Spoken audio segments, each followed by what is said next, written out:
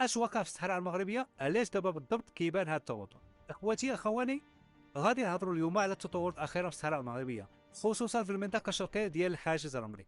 خلال هذا الشهر تسجلت واحد التحركات وضربات متفرقه اللي قامت بها الميليشيات البوليساريو شرق الحاجز الرملي، وهذا الشيء تعتبر خرقا واضحا لوقف اطلاق النار، وتسبب في قلق على المستوى الاقليمي والدولي.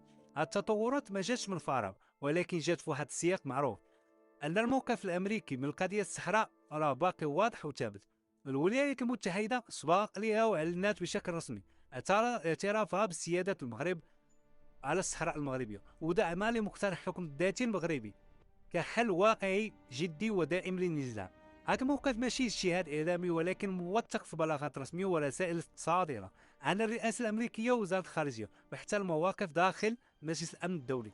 واشنطن كتشوف أن المغرب شريكا استراتيجيا وحليفا موثوقا، وكتعتبر أن استقرار الصحراء المغربية جزء لا يتجزأ من استقرار المنطقة كاملة. أي تصعيد عسكري أو تهديد أمني كيتشاف كعامل خطير ومرفوض. ولهذا السبب أي تحركات مسلحة كتقوم بها البوليساريو بدعم من الرجالة كتلقى تحذيرات ورسائل صارمة، حيث ما غاديش يتغير لا واقع سياسي ولا اعترافات دولية قائمة. المغرب من جهته كيتعامل مع الوضع بحكمة كبيرة وبضبط النفس، والقوات المسلحة الملكية تقوم بدورها في حماية السيادة الوطنية دون سقوط فخ التصعيد.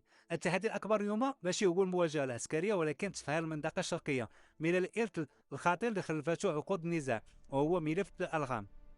هاد الألغام كتشكل خطر حقيقي على الإنسان، على التنمية وعلى الاستقرار، وتطهيرها كيحتاج وقت والتعاون الدولي والخبرة الطويلة. في الأخير الموقف واضح، المغرب ثابت في حقه وندعم بمواقف دولية معروفة، وأي لعب بالنار غادي تكون عواقب معروفة كذلك.